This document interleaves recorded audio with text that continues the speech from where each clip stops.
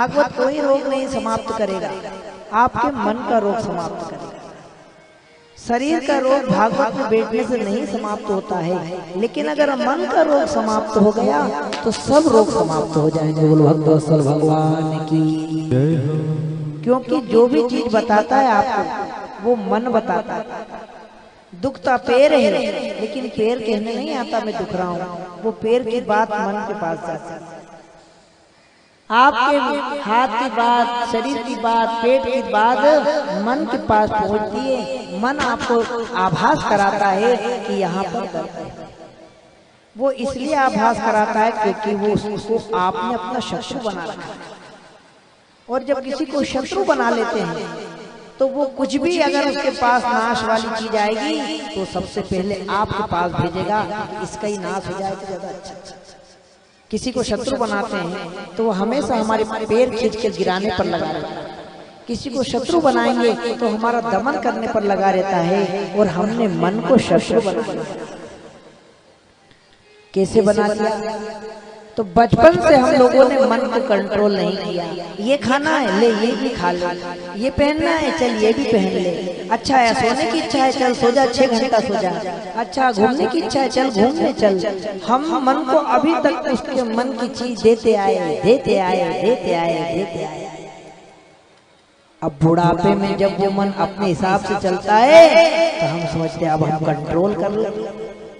तो जिस प्रकार से बालपन में बच्चों को शिक्षा नहीं दी जाए, संस्कार नहीं दिए जाए, तो एक उम्र के बाद इतने बिगड़ जाते हैं कि फिर आप उनको सुधार नहीं सकते। और फिर आप भगवान को दोष देते हैं कि भगवान ग्रह ये क्या हमारा ही बच्चा ऐसा क्यों हुआ। लेकिन ये नहीं सोचते कि हमने कभी पहले प्रयत्न किया, बच्चों को समय दिया। अधिकतर माँ बापों को तो यही नहीं पता रहता है कि बच्चा कौन सी कक्षा में पढ़ता है।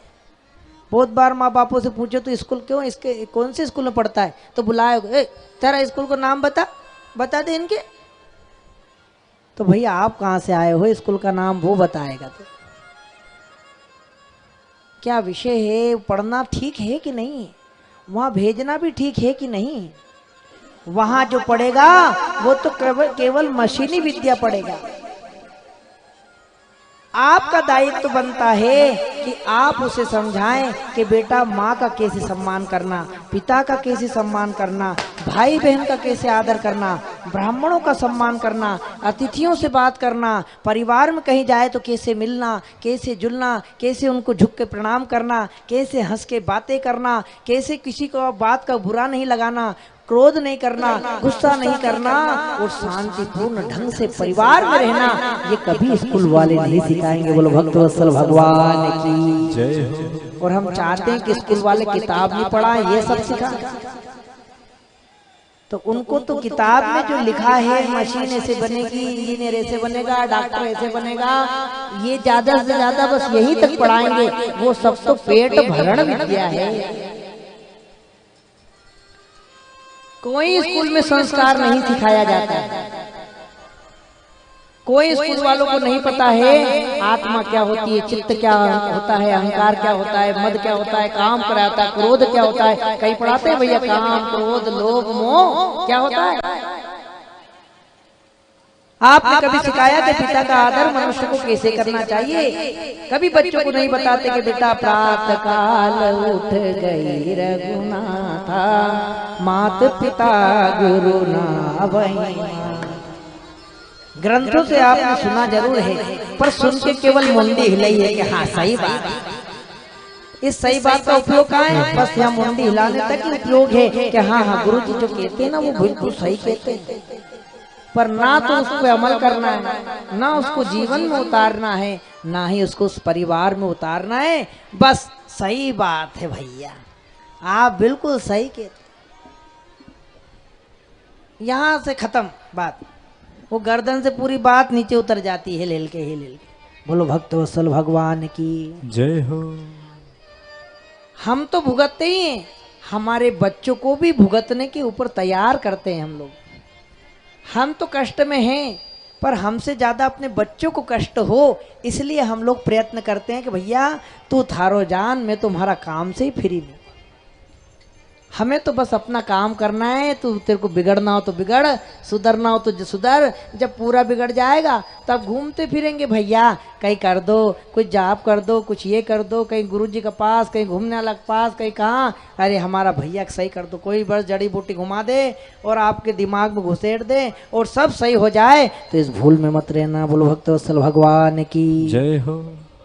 इसलिए जो जो बात आपको प्राप्त हुई है उनको गांठ बांधकर और परिवार में देने की कोशिश करो। कभी भी एक बार में नहीं होता, आप सोचते क्यों, लेकिन आप एक बार, 2 बार, 3 बार रोज अगर संतान को टोकने लगोगे तो वो भले ही ना करे, फिर भी उसके मन में ये बात मालूम हो जाएगी कि क्या सही है और क्या गलत है। आपने कहा भैया बेटा बड़ों को रोज उठकर प्रणाम करना चाहिए, रोज स्नान करना चाहिए, रोज भगवान का पूजन करना चाहिए, थोड़ी देर किसी मंदिर में जाके आरती में खड़े हो जा। वो भले ही ना करे, पर आप बार बार कहोगे तो दिमाग में तो उसके दिमाग में बैठे। अब वो वैसे तो नहीं करेगा, पर जब उसको कष्ट मिलेगा, जब उसको कोई परेशानी आएगी, जब स्कूल में उसको धुतकारा जाएगा या किसी मित्रों के साथ द्वेष हो जाएगा, तब वो आपके पास आएगा कि ऐसा ऐसा हो गया, तब आप कहना कि देखने कहती थी आपका।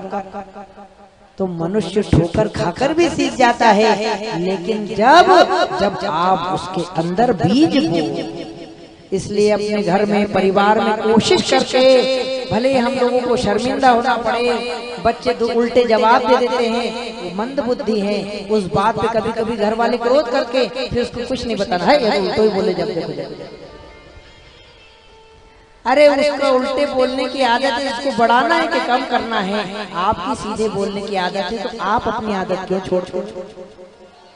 एक संत थे, जल में घुसे और संध्या कर रहे थे, इतने में तीरता एक बिच्छू आया जो डूब रहा था। उसने बचने के लिए संत के ऊपर चढ़ गया, और बचने के लिए संत के ऊपर चढ़ गया तो संत ने सोचा बेचारा बिच्छू पानी में डूब जाएगा, इसको बाहर ले जाऊं। तो बाहर ले जाने लगी, इतने में बिच्छू ने जोर से हाथ में काट लिया।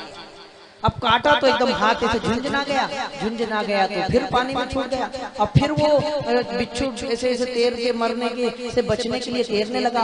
फिर संत को दया आ गई कि मर जाएगा, फिर उसको उठा लिया, हाथ को उठा के हटने लगे, फिर बिच्छू ने काट लिया, फिर हाथ एकदम झटकार के छोड़ दिया। वो डंक मारे तो बार बार जोर से लगे, लेकिन महाराज ना तो बिच्छू माने और ना संत माने।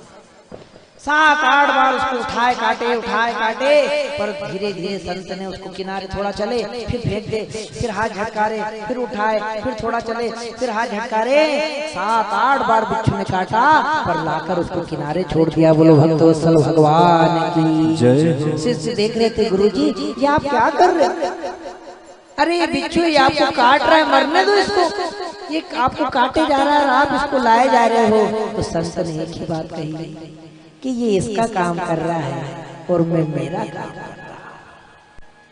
इसका काम है डंक मारना, सो ये मारेगा, लेकिन एक संत का काम है किसी को मरने से बचाना, वो काम मैं कर रहा हूं। इसलिए संतों की, ब्राह्मणों की बातों को मानकर और अपने अंदर परिवार में बीज बो।